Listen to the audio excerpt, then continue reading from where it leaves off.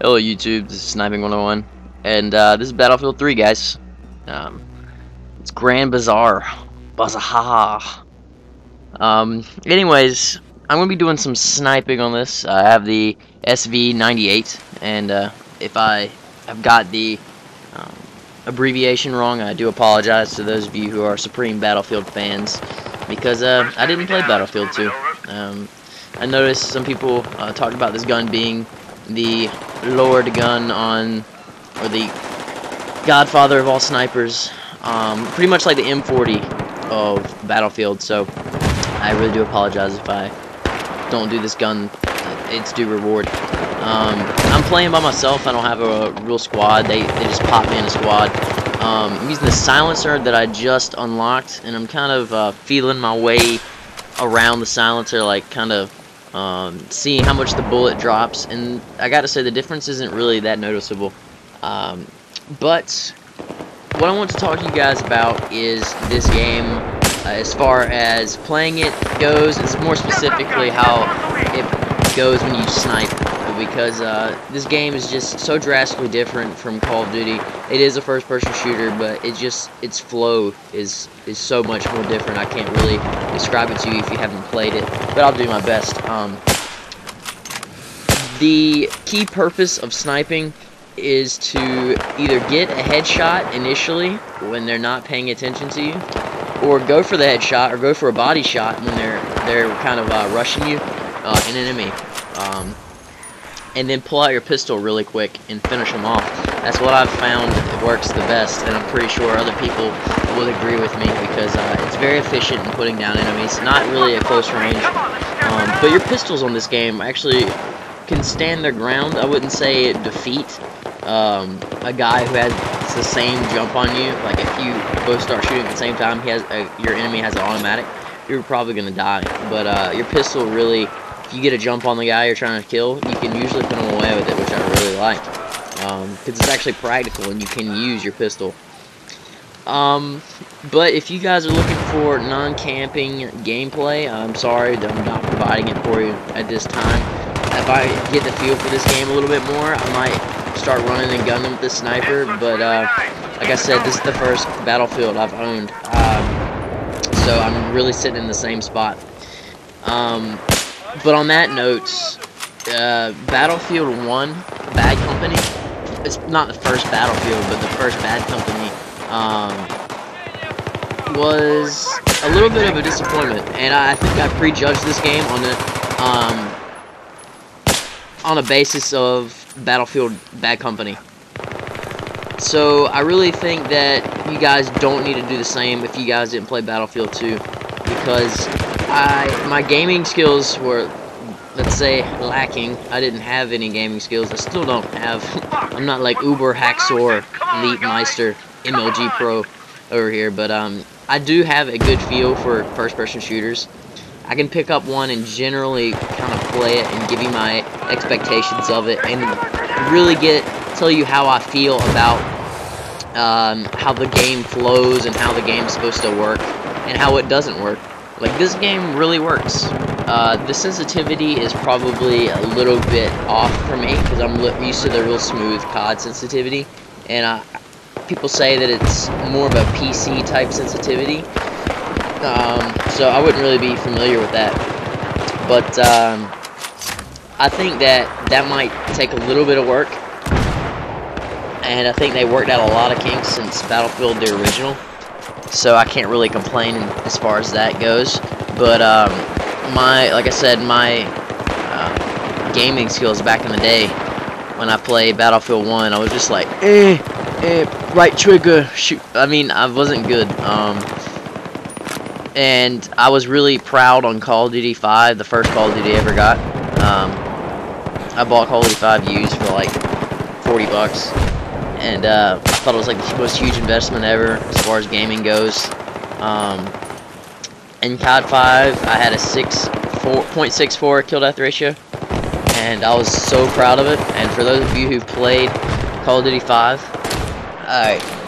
it's absolutely horrible.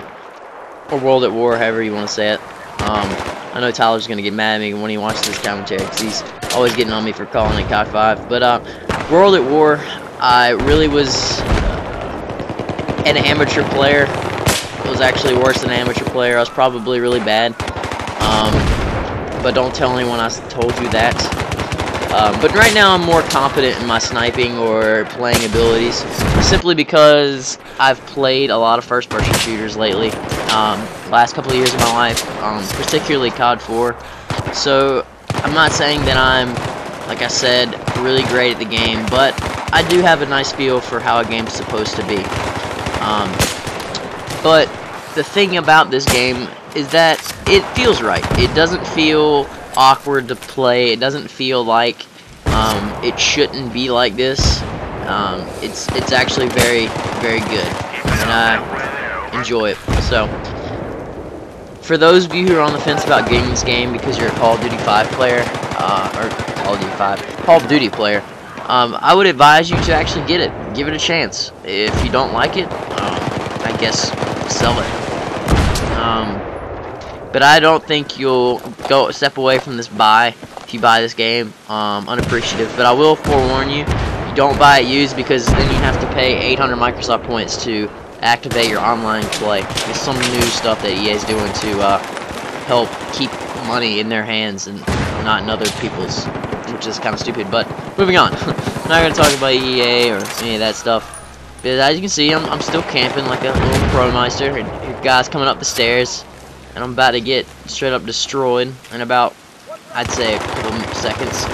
But this spot proves to be a really, I wouldn't say overpowered spot, but it's a go-to spot for snipers because it has such a nice overlook at that choke point and these two streetways, I guess, that street corner and that alleyway, and then especially that amber alleyway. That's what I call it for call-outs, the amber alleyway, to my right of my screen. I might look down there in a second, but it's just really important for you to check your corners, as I'm doing here. I know I get shot, but it's really crucial so that you don't get killed, because people will come up behind you. I really want to unlock the Claymore so I can camp, like but until I get used to the game, excuse me, I don't want to sit there and camp because I'm a loser.